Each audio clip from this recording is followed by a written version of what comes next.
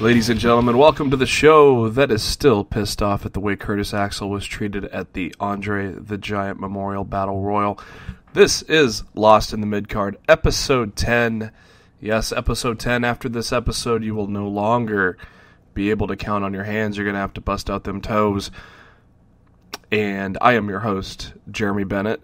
You can find me on Twitter at JBHuskers, and normally I'm joined by my co-host Matt Black, but unfortunately he is still sicker than a dog. Unfortunately, a little WrestleMania hangover, caught himself a very nasty little virus, so unfortunately we had to take a week off, and he still is not feeling well, so hopefully as we head into post-WrestleMania, we will be coming to you every Monday like we normally were at the beginning. Of course, obviously with WrestleMania, kind of the timing of things, and wanting to kind of talk about the current Raw just after it aired. We kind of switched up the schedule a little bit, but now we will go back to our regular Monday morning slots, most likely. Just maybe every once in a while, depending on our schedules, there may be a little bit of a change in that. But right now, we're going to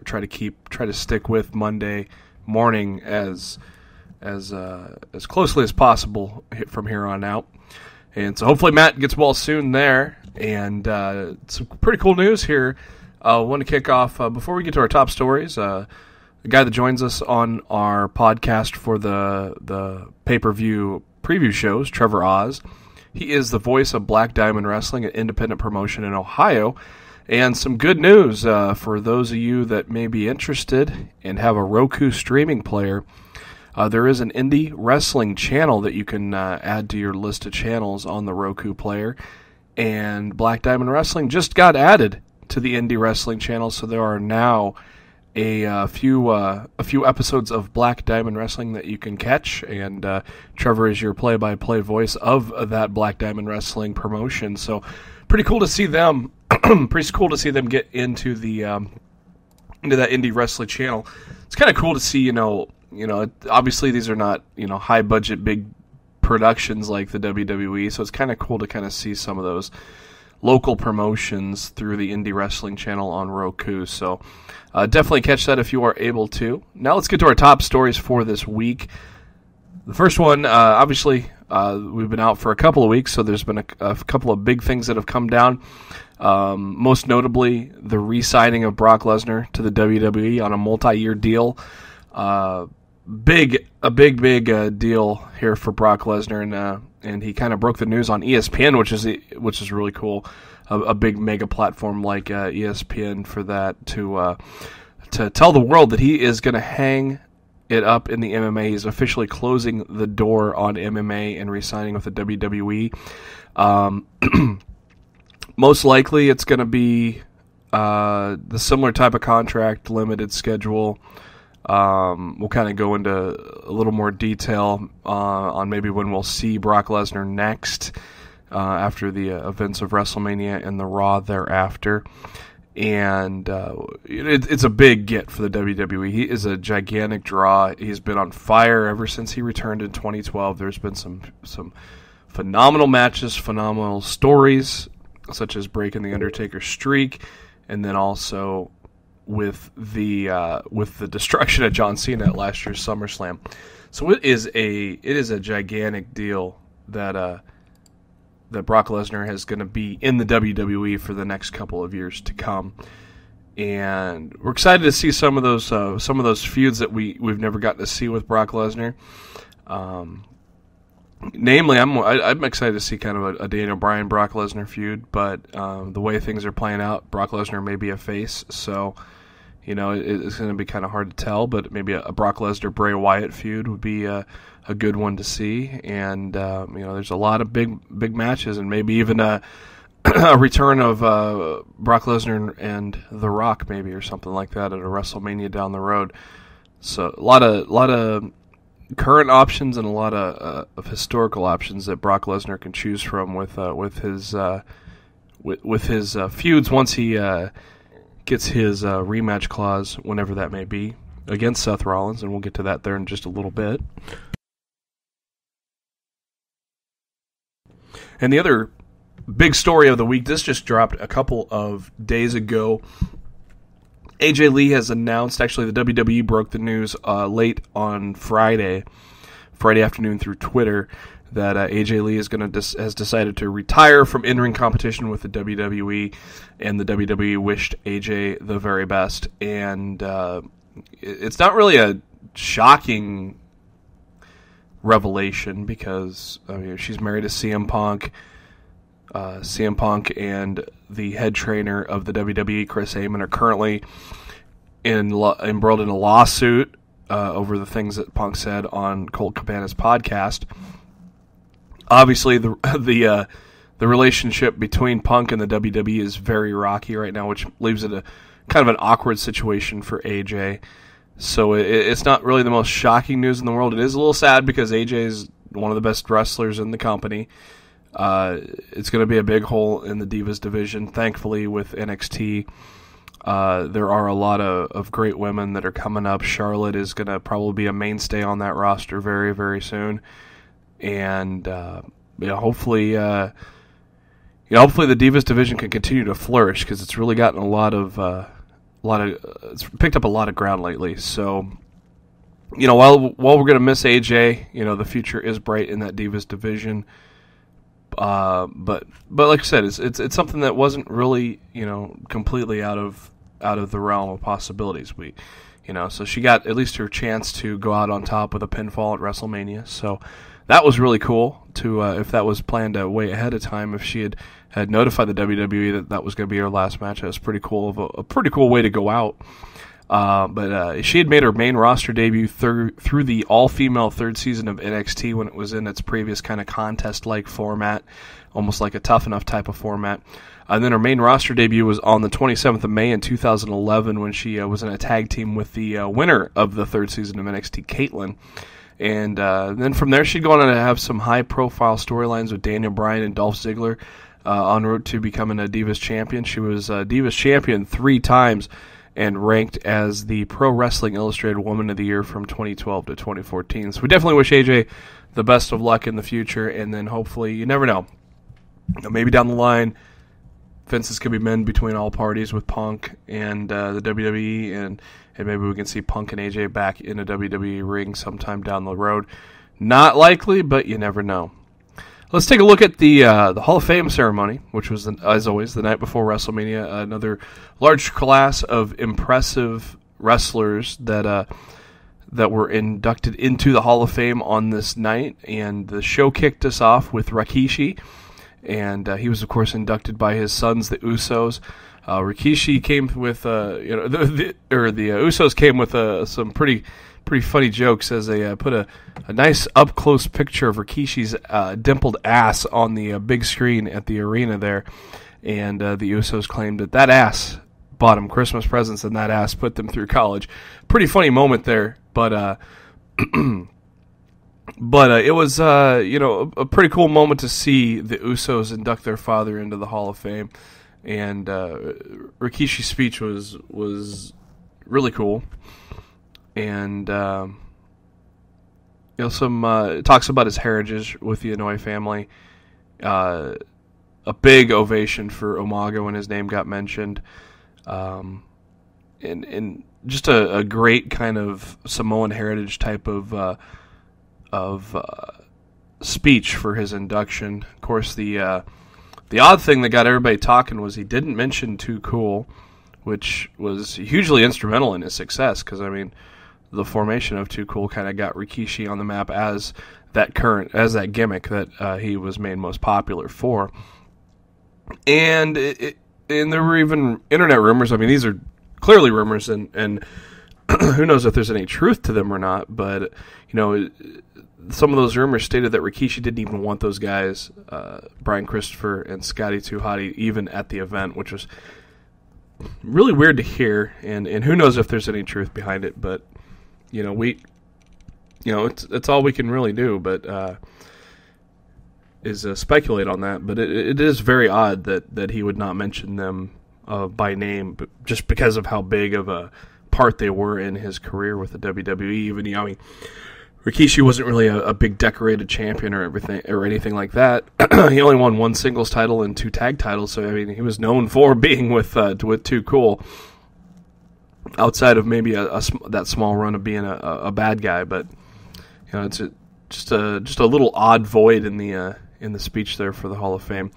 We go on to one of my personal favorites, the living legend Larry Zbyszko. He's one of my favorite characters in wrestling. I grew up with the NWA and WCW back in the 80s and the 90s, and Larry's one of those guys you just love to hate, but he had that, just kind of like Ric Flair and the Four Horsemen, they had that kind of it factor that made you want to like them. Like with today's crowd, a cool heel is going to get over in a lot of cities, and if Zbyszko had wrestled today, he would be that guy that gets cheered in the Chicago crowds, the Philly crowds, and stuff like that. And of course, everybody that lived through the Monday Night Wars knows that Zbyszko is one of those voices with WCW on Nitro at the time, and that's where a lot of people probably may know him best from.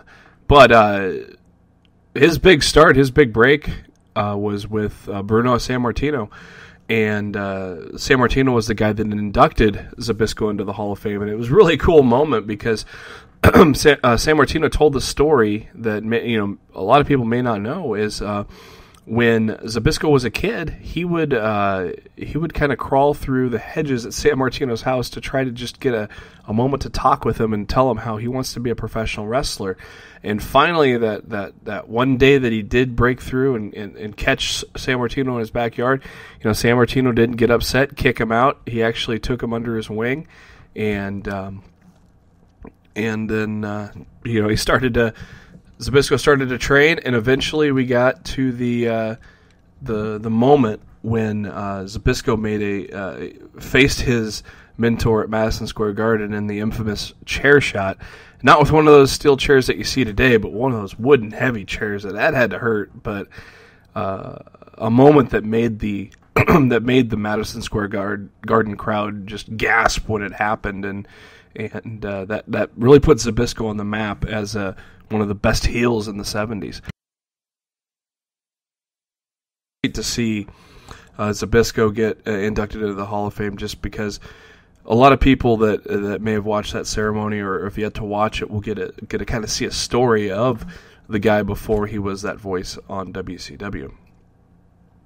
The next inductee into the Hall of Fame was a surprising one just because of the circumstances with the Monday Night Wars, but Alundra Blaze was inducted by Natty Neihart, and she was just amazing with her speech. She was just pure gold with her speech. I loved it. She was claimed to be the first Paul Heyman girl, which was the truth. And the Paul Heyman had a big smile on his face when she mentioned that. Another great part about Alundra Blaze's induction into the Hall of Fame, her husband is currently deployed, and the fact that the Army let him come back just for that ceremony was really cool, and that got a very nice ovation.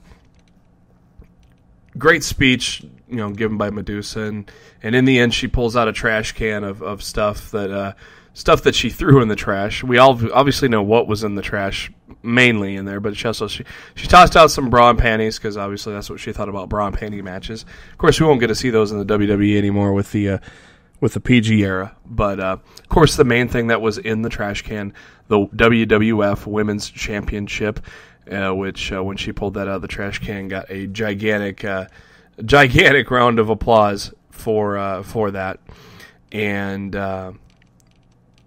truly one of the cool moments was her speech, and it was really well done, and she looks phenomenal. And of course, she now currently races on the old monster truck scene. So that's one pretty cool woman to be a monster truck racer and a professional wrestler now in the WWE Hall of Fame. After that, we got the Warrior Award. First off, Dana Warrior gave a very emotional speech about thanking everybody for their support and helping her get through the tough times of Warrior passing away almost a year ago. And and then she went on to explain the Warrior spirit and the reason for the Warrior Award. And that was presented to, of course, Conor the Crusher Mahalik, and his dad accepted the award on his behalf in a very emotional speech by his dad. And of course, and the guy to induct him into the Hall of Fame was none other than Daniel Bryan. And it was just a we all know that it's a very tough thing, a very emotional, tough thing to see, just with how many people that Conor had touched. But at the same time, it was great to hear, Dana Warrior say why, the reasons why he deserved this award. Daniel Bryan expressing his relationship with Conor over the years, and just truly a great moment there to see him get inducted into the Hall of Fame. And once we got past that emotional part of the Hall of Fame ceremony, we got to Johnny Laurinaitis. Of course, he mentioned a little bit of people power, which got a nice pop from the WWE universe that was in attendance at the Hall of Fame ceremony. John Laurinaitis inducted the Bushwhackers into the Hall of Fame, and oh my God, was that a treat. The Bushwhackers, zany guys. Obviously, they were some badasses from New Zealand when they were first a tag team, but obviously when they came to the WWE, they were a big fun-loving group, a couple of guys, and Butch doesn't look like he's in the greatest of health now with the arm braces and such, but his spirit was completely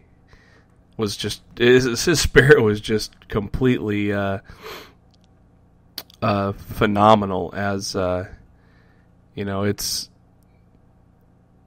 just it's hard to explain, because if you can go back, if you got the WWE Network and watch it, just the passion that it's like it's almost like it's still 1989 with those guys, just the enthusiasm and the passion that they have, and to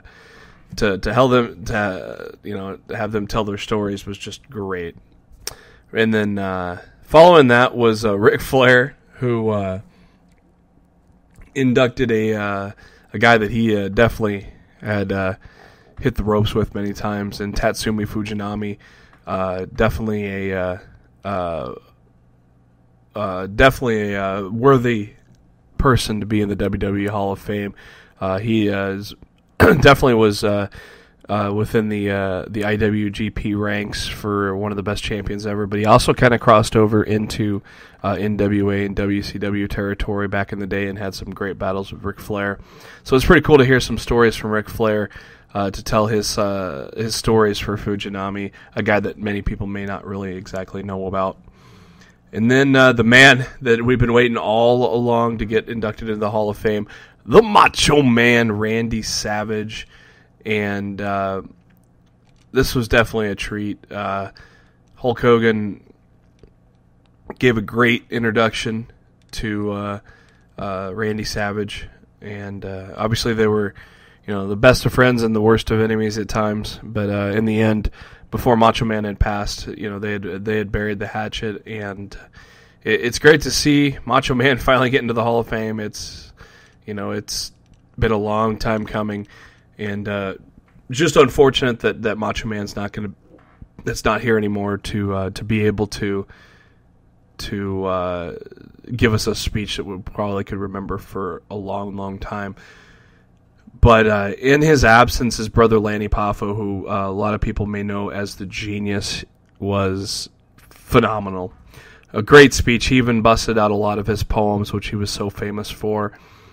It was just a phenomenal speech. They talked about Randy's love for the Special Olympics and how he had such a big piece of his heart for those kids, and some just great stories that Lanny told about his brother, and was just phenomenal, and just bittersweet at the same time because Randy's no longer with us, but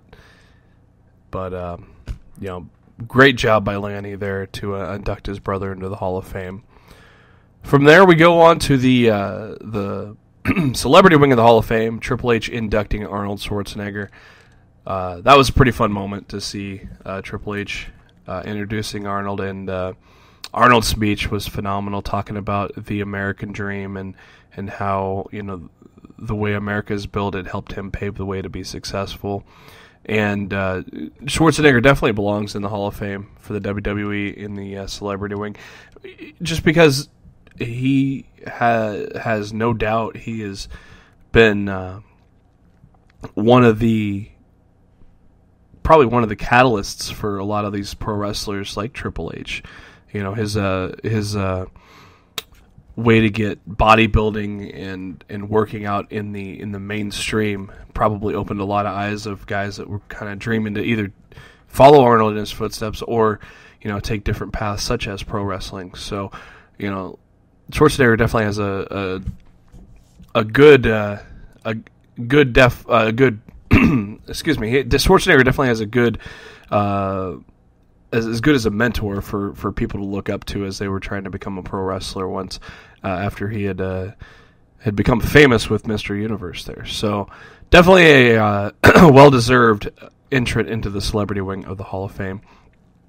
And then the final inductee into the Hall of Fame, of course, Shawn Michaels comes out to induct none other than one of his best friends, Kevin Nash. Kevin Nash, one of the most charismatic big men of all time. They had a little fun talking about Vinny Vegas, and of course they threw up a picture of Oz, one of the most ridiculous gimmicks of all time, and it was pretty funny to go through some of the things that Kevin Nash had to go through before he finally broke through. And Nash tells the story of when he got that phone call from Steiner, I believe it was, that gave him that phone call. Steiner had called. Michaels was talking to Steiner and said he was interested in bringing Nash over as his bodyguard Diesel, and as you know, the rest is history from there. As Diesel took off in the WWE as one of the biggest superstars, had a long reign. I think he had the longest reign as a champion in the 90s for a WWE champion, of course, before he famously went over to WCW with Scott Hall. And it was a great ending, a fun ending to a wonderful night. And, of course, just like after Scott Hall was inducted into the Hall of Fame, the click comes out for a nice little curtain call at the end, and the rest is history. It was a very lengthy 4-hour Hall of Fame ceremony, but it didn't really feel long because the energy of the people that were inducting their mentors or friends into the Hall of Fame was phenomenal, and the speeches of everybody that were inducted into the Hall of Fame were phenomenal as well. It was a lengthy 4-hour show, but it was definitely fun to watch. Now let's take a little trip to WrestleMania the next night, live from Levi's Stadium in Santa Ana, California. Excuse me. The kickoff show had 2 matches. First off was the tag team title match, the Fatal 4-Way between Kid and Cesaro, the Usos, Los Matadores, and Big E and Kofi Kingston from A New Day. And as Matt and I had discussed as we were leading up to WrestleMania, this was not really something we were too excited for. In my opinion, I think Kid and Cesaro should have still furthered their feud with the Usos, but in the end, with the Usos getting a bum shoulder, it was kind of thankful that they had this 4-way planned a little sooner than later, instead of just throwing it together really quick. They got rid of Jay pretty quick. by getting slammed into the guardrail out in the side, so that's kind of the smart way. And then have Jimmy in there fighting for himself, and there's some pretty close falls that made you think Jimmy could have won the titles by himself and get the Usos the tag titles back. And all in all, it was a great. It was a lot better than I expected. It went about 10 minutes, and some great spots. The 6-man suplex spot was amazing. Towards the end of it kind of got tough to figure out who was who and who was what. But as they showed on a replay, Cesaro did get a tag in with a foot barely, and after Jimmy hit, that was when Jimmy was on the top rope. Jimmy hit the frog splash on Big E, and Cesaro tossed Jimmy out of the ring, covered Big E for the win. So Kid and Cesaro retained. The right team retained. Definitely one of the best up-and-coming tag teams that has debuted in the past few months, and so it'll be interesting to see where we go from here. A lot of people may think the Lucha Dragons may ride their hot wave. We'll talk about them here in just a little bit, as they were on Raw the following Monday. So that might be a next. That might be the next legitimate tag team to maybe challenge them. We'll have to comes Extreme Rules in Chicago, so we'll have to see where that goes from there. Next up was the Andre the Giant Memorial Battle Royal, and as I said in the open, unfortunately, Curtis Axel ripped his Axelmania shirt and posed in the middle of the ring, and basically everybody in the ring picked him up, threw him out first. That was a bummer, because we thought, Axelmania was definitely trending worldwide, as they like to say. Both Matt and I were a big fan of the Axelmania, and unfortunately, we didn't get to see a nice run, in the Battle Royal with Curtis Axel. We're kind of hoping he would get into maybe a Final Four, give you the hope that he may win before getting dumped out, but unfortunately, that was not the case. But oh well, the show's got to go on. The NXT winner of the 4-man tournament, surprisingly, was Hideo Itami and not Adrian Neville. We all know Adrian Neville is ready for the main roster now, but Hideo Itami came in there, and it was pretty cool. A lot of smart fans, a lot of NXT fans, because Hideo got a nice chant while he was in the ring. Unfortunately, as they were chanting Hideo, he ran into the Big Show. That wasn't pretty. Another damn cool spot in the match was a New Day ganging up on the Big Show. Big Show goes over the top rope. He doesn't quite skin the cat, but he held on to the ropes and was able to swing himself onto the apron without using that gigantic momentum that he has to go to the outside of the ring. So that was a really cool spot, and after he avoided elimination from over the other side of the ropes on the apron, he eliminated all 3 members of the New Day, to the delight of the crowd. That crowd did not like a New Day at all. We got down to the Final Four. It was Big Show, Ryback, Miz, and Damien Mizdow.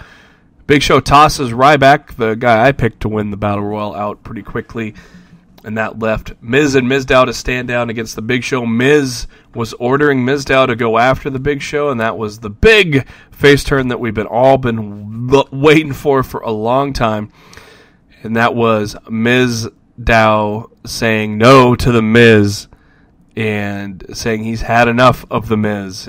It's been about 6 or 8 months now, I can't remember how long, that Mizdow has had to put up with the Miz, and finally he tosses the Miz over the top rope. Gigantic pop, and Miz tries to pop up onto the apron, and Mizdow pops him in the face with a nice little punch right in the moneymaker. Another big pop from the WWE Universe in attendance there, and that was a great moment. Finally Mizdow gets that moment that he's out of the shadow of the Miz, and but he can't smile for too long because he's got to face the Big Show. So it was Big Show and Mizdow in the final 2. This was a great final 2. There were a couple of spots where you legitimately thought Mizdow was going to win. Big Show was teetering. Kind of like that spot. It was almost the exact same spot that Big Show had with Chris Benoit when Benoit won the Royal Rumble. Big Show was kind of teetering upside down.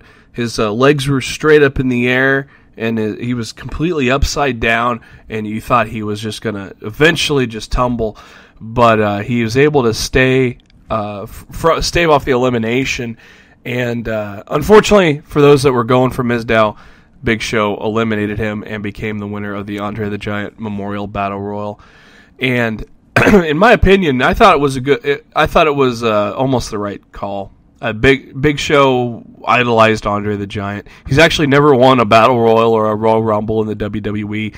So I think it was a good moment to give that trophy to the Big Show. And as a heel with the authority now, every time he comes out, he can gloat and brag about how he won the trophy. And I kind of like how he stands by the trophy and does the Andre the Giant pose with it. And that was kind of hilarious. Of course, I'm a bigger fan of the Big Show than Matt is. Matt's probably going to tell you he fucking hated it, but I'm more of a fan of the Big Show than he is. So I was kind of happy that he was able to get that. That was it for the pre-show. We get to the main show. The main show kicks off with, oh Lord, hold on, the Intercontinental Ladder match. 7 guys are in the match. Bad News Barrett, Daniel Bryan, Dolph Ziggler, Stardust, Luke Harper, R-Truth, and Dean Ambrose. Dean Ambrose came out to a gigantic pop from the crowd. I love to see that since Ambrose is my favorite wrestler. Daniel Bryan came out first, and so he basically kicked off WrestleMania the way after he had ended WrestleMania 30 with his championship win.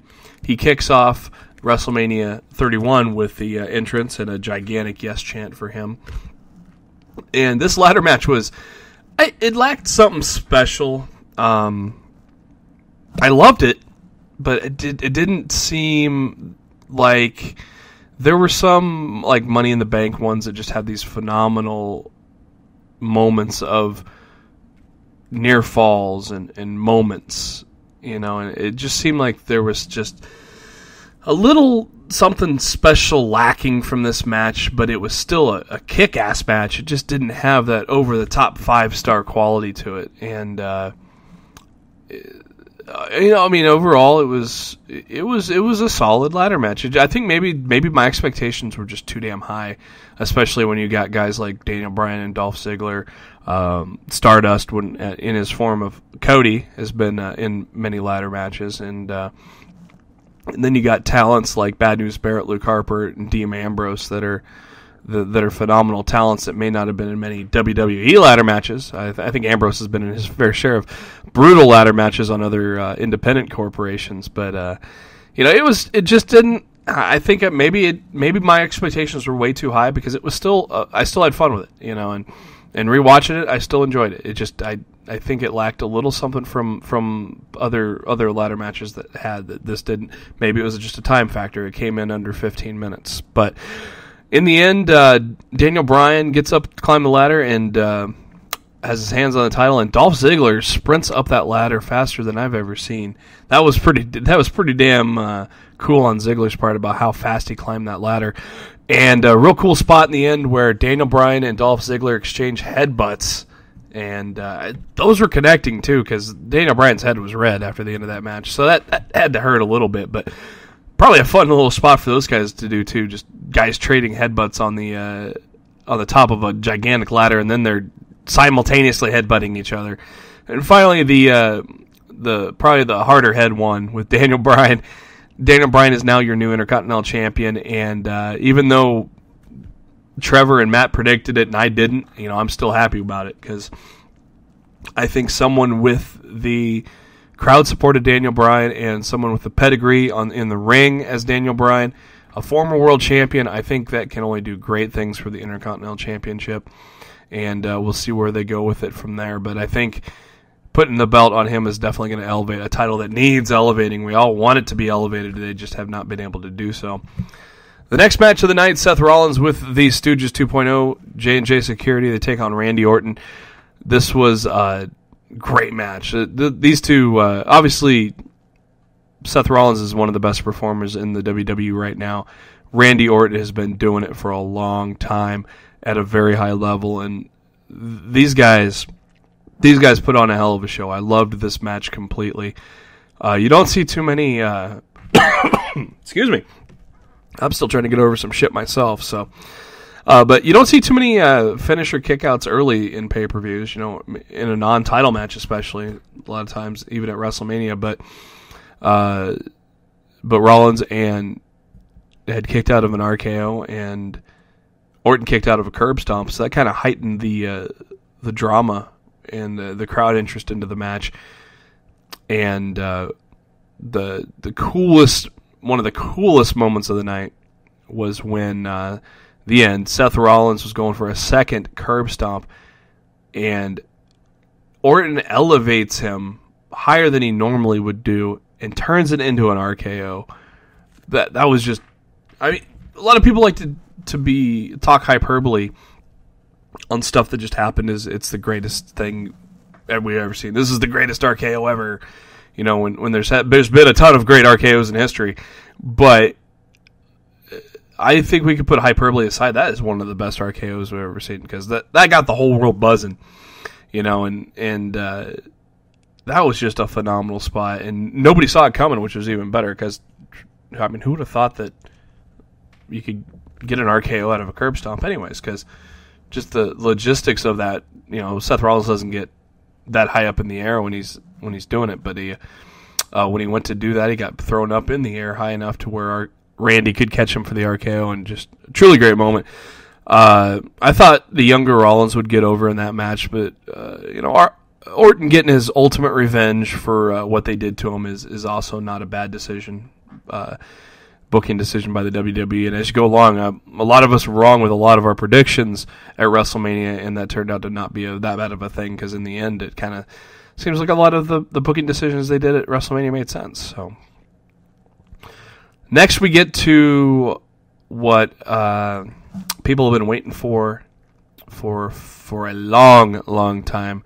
Sting finally wrestling a match in the WWE, and none other than WrestleMania, where he takes on Triple H. And man, once Stinger landed a couple of drop kicks and a couple of moves on Triple H, he looked good for 56, and the crowd in the Bay Area definitely let him know that he's still got it. And you know, like I said, it's been a while since we've seen Sting wrestle a match on television, so you kind of expect maybe there may be some kind of rust, but holy crap, that Sting definitely impressed. And him and Triple H came to some great near falls in about the first 10 minutes of the match. And once Sting locked in the Scorpion Deathlock, that's when things got really crazy.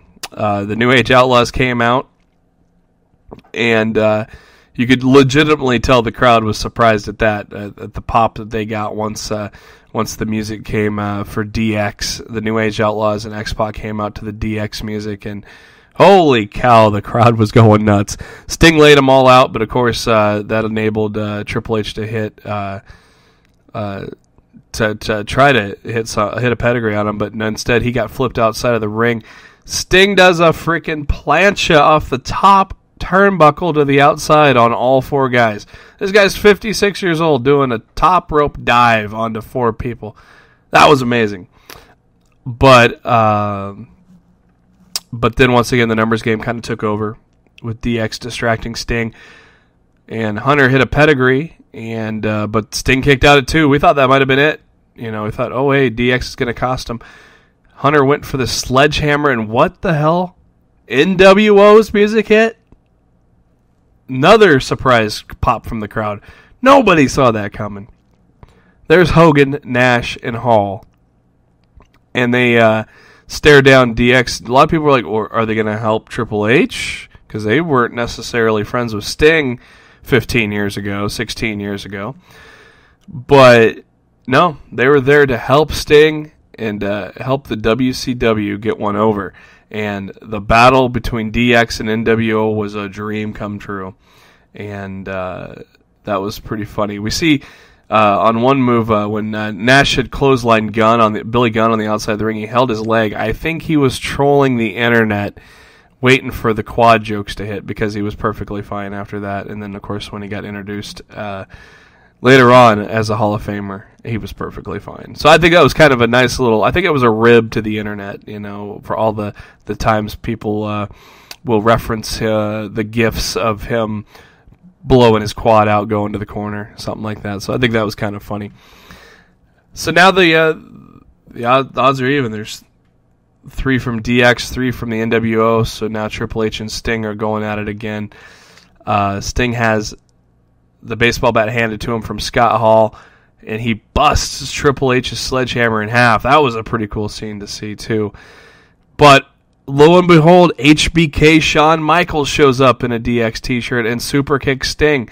This is overbooked city. This is like TNA Wrestling Impact City of overbooking. But at the same time, it worked well. It was played out well, and that super kick by HBK led to a sledgehammer shot by Triple H, and Sting was pinned for the 1-2-3. Amazing match. I mean, the first 10 minutes were one-on-one, and that was a great show to watch. And then we got ourselves Nostalgia City. And overbooking can be good when it's done well and not done all the time. But in this case, it didn't really matter because it was history going against history, and it was something that we all wanted to see happen when the Monday Night Wars were going on.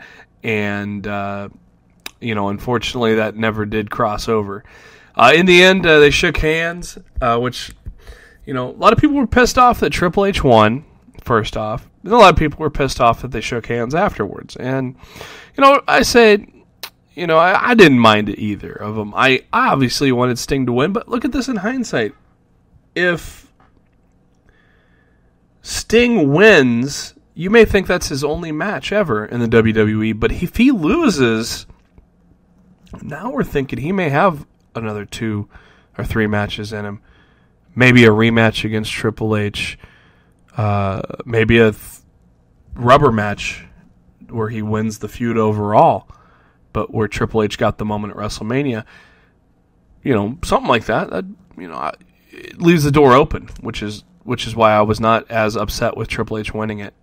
Obviously, the rumors are Taker and Sting in Dallas at WrestleMania, which is something I'm sure a lot of people want to see too, because we'll get to The Undertaker in a little bit, but Undertaker looked good this year as well. So both men, in their 50s, they looked good for being able to put on a show. So a couple of moments that, a lot of people did not like with Triple H winning and the handshake. But hey, I think the handshake was just more of a, hey, this is a moment. We've got 8 guys in the ring at the same time. This is an iconic fucking moment, and so I think a handshake was a pretty cool thing with Triple H there. We got a backstage segment. Maria Menounos, the beautiful Maria Menounos, is interviewing Daniel Bryan, congratulating him on his Intercontinental Championship win, and he said that it was just an incredible honor. And before he could really get his first sentence out, Pat Patterson stopped by to congratulate him. And it wasn't just Pat Patterson that was congratulating him. Roddy Piper showed up. And every time he thinks he's got all the answers, Bryan's changing the questions. He gives him a nice little kiss on the forehead. And that's not all. Ricky the Dragon Steamboat congratulated him, said that match ranked up there with him and Macho Man. I don't think it quite ranks up there with that. But hey, it's all good because it's always good to see Steamboat. Then Ric Flair shows up, gives a little woo, and then he even gave a little chop to Steamboat. That made me chuckle a little bit, being an '80s NWA WCW fan. That made me chuckle a little bit. Then Bret Hart came out to congratulate Bryan and just said, "There's only one word to describe this feeling," and they started to do the yes chant. And then Ron Simmons comes out, and Maria goes, "Ron, you were never Intercontinental Champion, were you?" And then he looks at her for a little bit, and then, damn! Great moment with legends. That's what WrestleMania is all about, getting some legends together to do a little backstage segment. I think that was awesome. I loved it. I loved it a lot. Later on, we got the tag match between Paige and AJ Lee and the Bella Twins. Not too much to really talk about this match. It was a very solid match, but they only got 7 minutes, which is your typical kind of Divas pay-per-view type of thing. They've been getting longer matches on Raw lately, which has been a great thing. So the time frame of this match kind of kept it from really getting kept it from being very special, but at the same time, these girls worked their asses off, and it was a fun match for the 7 minutes that it was given. And in the end, AJ made Nikki tap out with a Black Widow, which was well applied. That was a pretty cool how she got that applied. And And come to behold, that's going to be AJ's possible last match in the WWE for good. So she goes out on top. That's a really cool moment that her and Paige got to share. And when I was rewatching the WrestleMania here earlier today, I kind of noticed when they were hugging after the match, I kind of almost saw that Paige was almost wording the mouths, "I'm going to miss you." So it leads me to the celebration was a little odd. That they were hugging and had a few words. So I think that was kind of known that AJ was going to be wrestling her last match with the WWE there after they got the win at WrestleMania. Next up, we get the United States title match between Rusev and John Cena. And we got a great build-up for this one with some entrances. Rusev's interest is something everybody's talking about just because it was how phenomenal it was. Just for the simple fact that you got yourself a bunch of cannons out there firing. You've got some Russian soldiers. You got Lana looking great. And then Rusev comes to the ring in a tank. That was phenomenal. And then for John Cena, we got a bunch of presidents, ex-presidents, and then current President Obama talking about America. And that was a phenomenal, well put together piece too to get John Cena introduced, and definitely set the tone for the U.S. of A. against old Mother Russia, and for the match. The match itself between Cena and Rusev was pretty good. It wasn't as good as Fastlane. But there were obviously some cool moments, like Cena was able to power out of the Accolade, and the crowd popped huge for that. It was a phenomenal match, but a notch below the Fastlane match. And in the end, Lana got up and, for some reason, threw her shoe at Cena. I don't know what that was all about. If that was supposed to be for Rusev to use as a weapon or something, I don't know. But either way, Cena had caught it and pointed it out, and the referee kicked the shoe out of the ring. But obviously she was taking off her shoes because she was taking a bump, because Lana got up onto the apron to distract Cena, and as Cena got out of the way, as a charging Rusev knocked Lana off of the ring. That distracted Rusev, and as he walked into an AA, and no kicking out of a finisher on this one. Rusev gets pinned for the first time after a 15-minute match, and your new United States champion is John Cena. Now, on paper, seeing that Rusev loses his streak to Cena may be disappointing, but I think so far, from what we've seen with Raw afterwards and whatnot, I don't think Rusev is going to be hurt too badly with this first loss to Cena. I always thought it would be cool to see Rusev go all the way to a chance to win the title undefeated, and then still be undefeated as he's holding the WWE World Heavyweight Championship, just to have it be really special when that first person knocks him off.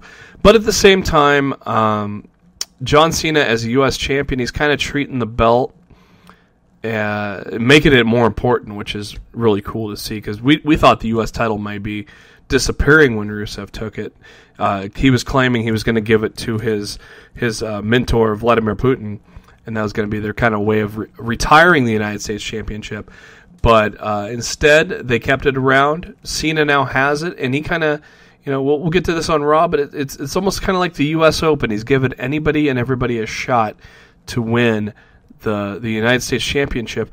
And Cena announced on SmackDown, I think Cena announced this on SmackDown, that he is going to defend that championship every Monday on Raw.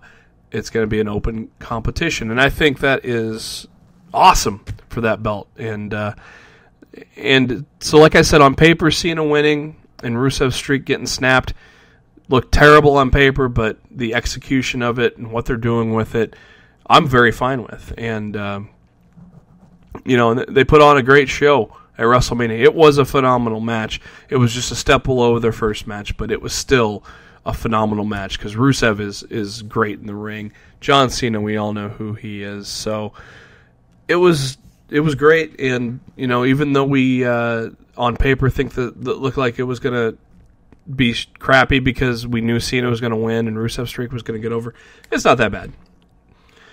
After that United States Championship match, we got the Authority coming out. Of course, this isn't the opening of a Monday Night Raw. This is the tail end of WrestleMania 31. But the Authority came out to say that the the WWE Universe set the attendance record at Levi's Stadium, 76,976 people. And they said, then they decided to pat themselves on the back, brag about Sting losing, and after a little bit of bragging, somebody was tired of hearing that bragging, none other than The Rock. The Rock comes out. Obviously, there's been a little bit of tension between The Rock and Triple H with the past couple appearances for The Rock, so this definitely kind of makes you think like the stage is set for a Triple H Rock WrestleMania match, or maybe SummerSlam. Swig of water for the working man there, but as I try to keep my voice up here for you. So we're heading down that road to Triple H and Rock, possibly at a WrestleMania or maybe even a SummerSlam down the future, because there's obviously Brock and Rock rumors as well. So The Rock came down and talked some trash to Triple H and Steph. Steph took exception to it and said without the McMahons there would be no Rock. Nice little Shane O'Mac chant also by the WWE Universe, because she said that Dwayne Johnson would be nobody without Vince McMahon Jr., and Stephanie McMahon. So, of course, the Shane O'Mac chant came out of there. Then Stephanie slapped The Rock and ordered him to get out of the ring. So he got out of the ring. We thought he was going to turn tail, and that was going to be it. The Authority was going to laugh. But no, Rock turns around, paces around the ring, stops, turns around and stares at none other than Ronda Rousey, the UFC Women's Destroyer, and the crowd went nuts when she jumped over the barricade, gave The Rock some knucks, and got into the ring with The Rock facing off with Stephanie and Triple H. It was a great, great moment. The crowd was just electric for the whole thing.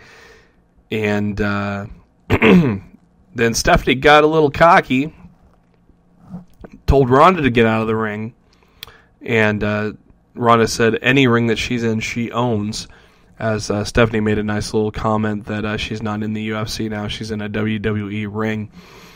Triple H then finally got tired of all this talk and said, we're done talking about this, and The Rock said he's right, and clocks Triple H into the corner. And then Triple H comes out of the corner into a hip toss from Ronda Rousey, and Triple H sold that like a champ. He sold that HBK style. He did a nice little flop after hitting the ground on the hip toss. That was kind of hilarious. And then Rousey put a little arm lock onto Stephanie McMahon, teasing that she may drop that arm bar that she's famous for. But no, we didn't get an arm bar. At least might have to wait till next WrestleMania for that. It was a long segment, and a lot of people thought the reason they drug this out was to try to get that darkness to come in for the Undertaker Bray Wyatt match, which followed the segment, and that led to when Bray Wyatt and Undertaker were making their entrances. That led to a great comment by somebody on Twitter stating that Vince McMahon, this just in, Vince McMahon has fired the Sun because the Sun is still out in California, and that was kind of a little bit of a downer that the Undertaker and Bray Wyatt's entrances were still in daylight. Bray Wyatt came out with some badass looking scarecrows. It looked like scarecrows from The Walking Dead or something. They would be still until Bray walked by them, and then they would come to life and stagger to the ring behind him. It was a really cool moment, and the dark would have made it look a little cooler. It would have been cool to see 76,000 fireflies instead of your normal 15. But unfortunately, hey, that's what you get for having a WrestleMania in an outdoor stadium on the West Coast. So, not much you can do about it. So we just got to enjoy it for what it is. And then, of course, Undertaker makes his long-awaited return. He had not even been seen since he lost to Brock Lesnar at WrestleMania 30. And the crowd just went nuts once he stepped from behind the wall and made his usual entrance into the ring. And from there, it was on. These guys fought tooth and nail with some great physicality, some old school, of course, the old school walking the top rope for the Undertaker, the old school leg drop on the apron, lots of great spots, and Taker just physically looked a lot better than he did last year, and it showed in this match. It wasn't your big 5-star match like he had with Shawn Michaels, and of course the matches with Triple H were just a step below from excellent. So, unfortunately, it wasn't one of those amazing matches, but it was an amazing moment. And one of the best moments within the match was when both men were laying on the mat, and Bray Wyatt pops up into his little crab walk, and he walks towards The Undertaker, and The Undertaker sat up and stared at him. Oh shit, was that a moment. We were all hoping that would be a moment, and it was a moment. But on top of that, Bray Wyatt sold it perfectly. He crumbled like a piece of paper once Taker sat up from that spider position. He looked stunned, and he was so stunned after Taker sat up, he fell into a second tombstone, and Undertaker got the win and avenged his only loss at WrestleMania ever in a great match. It lasted about 17 minutes. It was I want to say it was a step above the Lesnar match last year, and I think Taker looked a lot better, which is great because hopefully he does have one more big match in him where he can retire in his home state of Texas. But The Undertaker is now 22-1 at WrestleMania. Great match, phenomenal, and it was a great moment, and the only regret I have is I wish Taker would have been there before WrestleMania to have kind of interactions with Wyatt, because I think their psychology would have just been through the roof, because their in-ring psychology was great. So just imagine what their promos would have been leading up to the match. But unfortunately, that was the way it was with WrestleMania. The build-up sucked, but the show was phenomenal. We'll get to that here at the end in just a moment. But we head to the main event now. Brock Lesnar against Roman Reigns, and this was fun. This was the match nobody wanted to see after the Royal Rumble. But as I've told you on Lost in the Midcard, as we went along, it was a match. As I said, Reigns was impressing me more and more each week. So I was looking forward to the match, and these guys delivered. And it almost looked like it was going to be a replay of SummerSlam when John Cena got his ass beat. After a third suplex, Lesnar famously said, "Suplex City, bitch," and that took off like fire through the internet, instantly trending on Twitter. It's got to be on 50 t-shirts by now, because that was a great fucking line. Hilarious line by Brock Lesnar.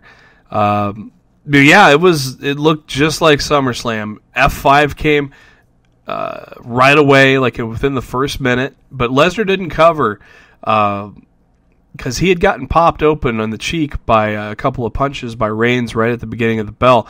So instead of covering Reigns for the 1, 2, 3 after his first F5, he wanted to punish Reigns some more and kind of send him a message. He was at to the point where he thinks he can beat Reigns easily, so now he's going to teach him a lesson for cutting him open.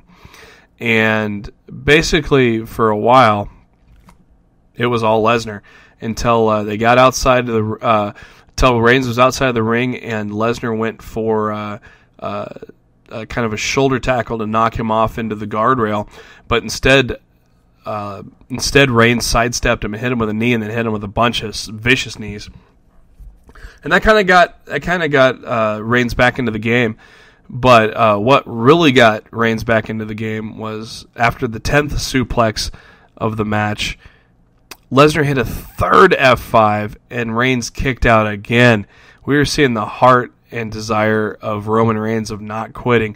So then we're thinking, okay, he's had 3 F5s done to him. This is a John Cena moment. He's gonna John Cena or Hulk it up and then just defeat Brock Lesnar. But that was kind of the feeling that it just felt like it was going to go into that direction because their chosen one was going to win the title that night. The match spilled to the outside, and Brock Lesnar hit the corner post the hard way, bled instantly. That was interesting. A lot of people thought he bladed, but I think he hit that post straight on and busted himself open the hard way, which is a testament to Lesnar. his toughness and willingness to make a match that much more enhanced with color. Obviously, it seemed like the color was approved for this match, and maybe Vince has taken a different stance on blood. Obviously, if it's not overdone, blood's definitely an effective thing in this match. And in this match in particular, once Lesnar started to bleed, that's where he started to get wobbly legs, and and a few Superman punches were landed, and then there was a spear by Roman Reigns, and then he hit another spear, and we thought, oh, this is it. The John Cena comeback is in full fruition, but after that second spear, Brock Lesnar kicked out and hit a fourth F5. But of course, Lesnar at the time was so out of it that he couldn't really get to the cover yet. So both guys were laid out on the ground, and holy shit, Seth Rollins' music hits. He comes sprinting down that gigantic ramp to the ropes, or to the ring, and slides under the ropes. Gives the briefcase to Mike Chioda, tells him that he's cashing it in. Actually, he kind of surveyed the situation a little bit, kind of a nice little impromptu by Seth Rollins, surveying the situation before handing the briefcase to Chioda and saying he's going to cash in. It is now a triple threat match, and Seth Rollins kicks Lesnar out, or kicks Roman Reigns out of the ring, hits a curb stomp to Lesnar. Instead of covering him, he wants to make sure he finishes off Lesnar, so he's going for a second curb stomp, but Lesnar picks him up and is getting ready to put the F5 on him. However, Roman Reigns spears Brock Lesnar. But Reigns is still kind of a little bit of wobbly from the F5s that he took, and so he couldn't capitalize after that spear, but yet a fresh Seth Rollins could, and he hit a curb stomp on Roman Reigns and pinned Reigns for the 1-2-3. That means your winner and new WWE World Heavyweight Champion is Seth Rollins. And, wow, WrestleMania 31 was phenomenal. I think once it's all said and done at this point, after some of the smoke settles and you go back to it, it could be one of the best ones of all time. Maybe top 5. It's hard to tell, but there was no duds on the card. Everything was either solid or amazing. The booking was phenomenal. The timing of everything was phenomenal. It was a fun pay-per-view. We got a great moment with Ronda Rousey and The Rock with Triple H and Steph. All in all, this was the way a WrestleMania should be. It was fun with great matches and a killer, shocking ending. And the match of the night was definitely the pay-per-view. The match of the night was definitely the main event of the pay-per-view with Lesnar and Reigns, which then morphed into a triple threat match for Seth Rollins winning the title. That was definitely my favorite match of the night. And just what a way to close the show, because the Money in the Bank briefcase has not been cashed in at WrestleMania ever. And what a moment to do so, what timing to do so. A lot of people were like, after the match is over, that's when that's going to get cashed in. Not many people expected Seth Rollins to cash in during the match and make it a triple threat match. And Seth coming off of a triple threat match with Brock Lesnar and John Cena, kind of puts the story out there that he was familiar on how this was going to go, how to take care of himself to get what needs to be done. And congratulations to Seth Rollins. Like I said, he was my 2014 Wrestler of the Year, and well-deserved as WWE World Heavyweight Champion. So it'll be fun to see where we go with Seth Rollins here on out. But like I said, WrestleMania, phenomenal show, top to bottom. I was not disappointed in a single thing on the show. So, Suplex City, that bitch, because I loved it. Now we're going to go to the following Raw right after WrestleMania. This is usually one of the best Raws of the year because a lot of that WWE universe that was at WrestleMania comes to the Raw the very next night, and it's one of those rowdy crowds that you just love. And kicking off the show was Paul Heyman with Brock Lesnar One of the more telling things that Heyman had said in this promo was that Lesnar is the most non-PG ass kicker of the PG era. Of course, the crowd loved it. Suplex City chant was coming through the building because, of course, the old Suplex City bitch line was pure gold. It was pure gold. And they were talking about how they want to cash in their rematch clause tonight, because Seth Rollins is the most undeserving champion of anybody's lifetime. And, before Seth Rollins could answer that, Stephanie McMahon's music comes out, plays, and, of course, the crowd chants Ronda Rousey at her. And she shut them up like a good teacher would, saying if they want to see a rematch for the World Heavyweight Championship, they better just pipe down with their Ronda Rousey comment. That was pure heel gold by Stephanie right there. Stephanie claims that Rollins is not back yet, as he was on his little whirlwind tour he went to the Today Show after winning the WWE World Heavyweight Championship at WrestleMania. And he's not back yet, but she said there's no doubt that Seth Rollins will be ready for the challenge. And that led to Heyman saying, well, tonight, for the first time in a decade, my client, Brock Lesnar, will wrestle on Monday Night Raw. And that definitely got some cheers from the crowd, because are we going to see Brock Lesnar wrestle on Monday Night Raw, really? That's friggin' awesome. And so, a great way to kick off the show, hot way to kick off the show, obviously with the events that happened, the way Lesnar didn't get pinned, which leads to just cause for him and Heyman just being completely pissed off. So after that opening promo, we got ourselves the dream match for the Intercontinental title. Daniel Bryan against Dolph Ziggler. It only went about 12 minutes, so we didn't quite get the instant classic that we were all hoping for, but we got more headbutts between the two of them, so that was pretty damn cool. These two guys can go, so it goes without saying, without even having to break down the match, that it was a phenomenal match. Daniel Bryan goes over after the headbutts there. And then after the little headbutt mania there, the running knee was hit. So Daniel Bryan retains the Intercontinental Championship against Dolph Ziggler.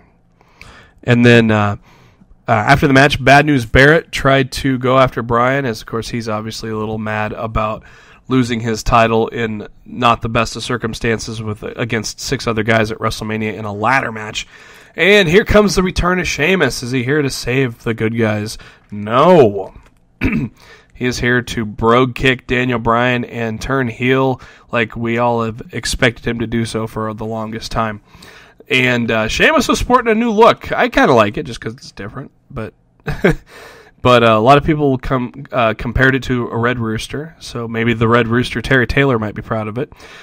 Sporting a mohawk and some Captain Lou Albano beads in the beard.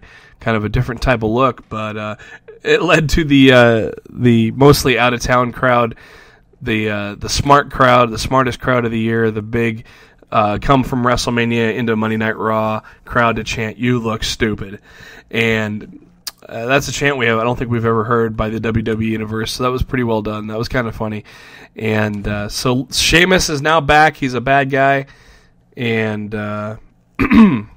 curious to see what it goes from here, if he's going to interject himself into that Intercontinental Championship race, or if he has bigger aspirations, because obviously his biggest accomplishments so far in the WWE have been as a heel when he was champion. So next up, we get an 8-man tag match between Kid and Cesaro, Connor and Victor of the Ascension, with the New Day and the Lucha Dragons. The Lucha Dragons making their Raw debut, and the crowd ate it up. They loved the fact that the Lucha Dragons were making their debut into the crowd.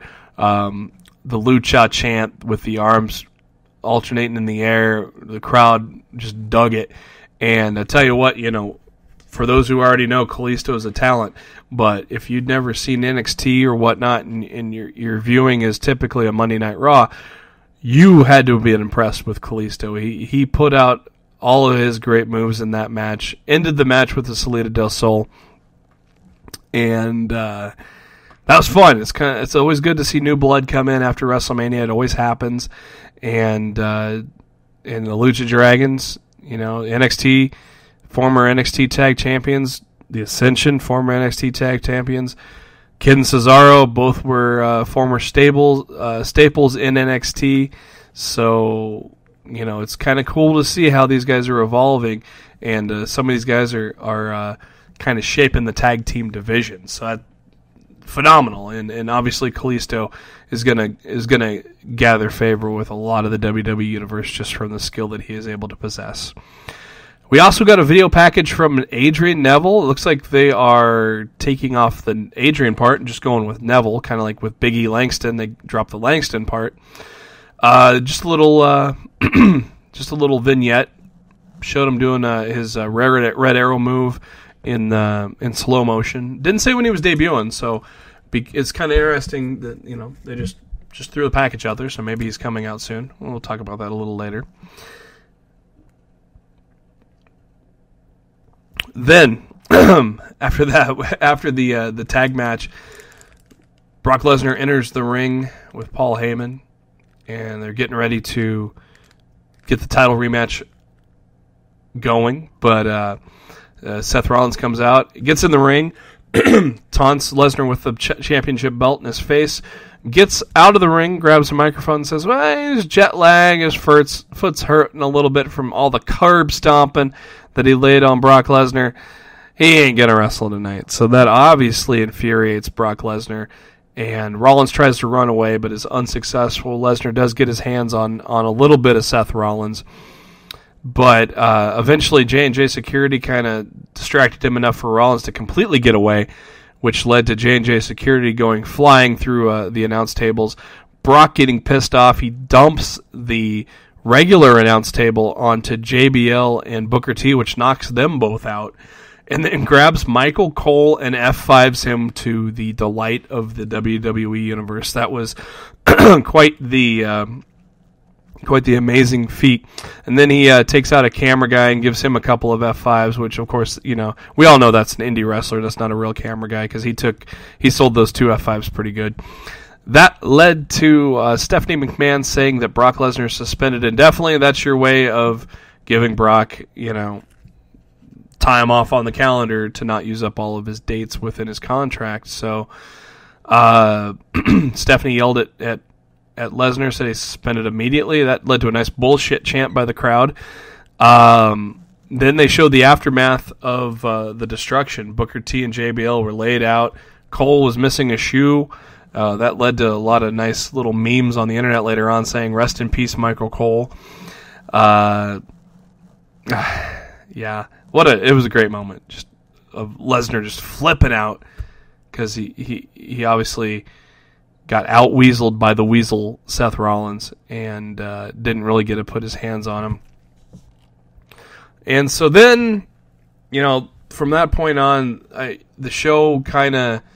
the air kind of let out of the show. After that, Byron Saxton came out and to commentary by himself, and he was kind of being quiet and serious and kind of hard to understand, which led to a lot of people saying, God, this guy just sucks. But I think he was just trying to sell the shock of what happened, but at the same time, he should have still had a little bit of his commentator pep in him so people could understand what he's saying.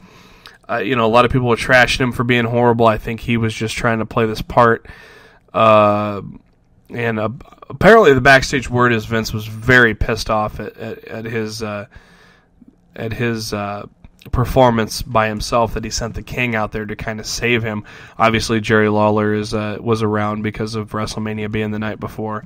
So Jerry was there to kind of save Saxton. But, I've heard, Saxton on play-by-play and color commentary. He's done play-by-play on NXT before, and of course color commentary on SmackDown. I think he's a fine announcer, and I think people gave him kind of a raw and unfair shake with regards to this, because he was trying to sell an angle with his tone, and it just didn't come out right, And unfortunately, he took the brunt from that, and unfortunately, Vince is pissed off at him too. So, but we'll have to see where that goes down the road. A lot of people speculating possibly Renee Young gets herself a shot in the Raw commentary booth, and while that's a well-deserved thing, right now it sounds like all three regular guys, Booker T, JBL, and Michael Cole, are all actually coming back for tonight's Monday Night Raw. Actually, Monday Night Raw just now getting started as I record this for you guys on Monday night. At right now it's about 7 Central, and then so by the time you've heard this, you've probably seen Raw for the week, which will hopefully, with Matt being better, we'll talk about here for next Monday's show. We got Stardust against Mizdow, kind of an interesting little thing, because remember the Team Rhodes Scholars, but of course Cody is dead now. Very quick match, just a match to get Mizdow over with the crowd, and then Miz hit his skull-crushing finale to kind of continue on the feud there. Then we got into some packages, some video packages in regards to WrestleMania, and then we get Curtis Axel in the ring. He is there. Talk about how everybody in the back, all the wrestlers in the back, are jealous of Axelmania, and it took 29 guys to eliminate him from the Battle Royal, and he was upset, much like we are here at Lost in the Midcard. And lo and behold, some familiar music starts playing. It is Adrian Neville, the man that Gravity forgot. And so he makes his debut. And kind of interesting how the little vignette didn't say coming soon or coming tonight or anything. So it made us wonder he might be still a couple of weeks down the road. But no, there is Adrian Neville. He's taking on Curtis Axel. Very short match, just basically to showcase a lot of the moves by Neville. Of course, it ended in the Red Arrow, one of the most phenomenal finishers in the WWE today. And so it's good to see Neville on the main card. Good to see they aren't going with a Mighty Mouse fucking gimmick. So I think they're just going to go with the gimmick that they should. Just the man that Gravity forgot. The guy that can just do amazing shit. And I think that's the best thing they can do with Neville, and it's going to be curious. Hopefully he gets a match tonight on Raw. I'm assuming he'll probably face another jobber and just kind of build a win streak to get his credibility over with the WWE Universe that isn't familiar with him from his NXT days. Next up, we got John Cena, and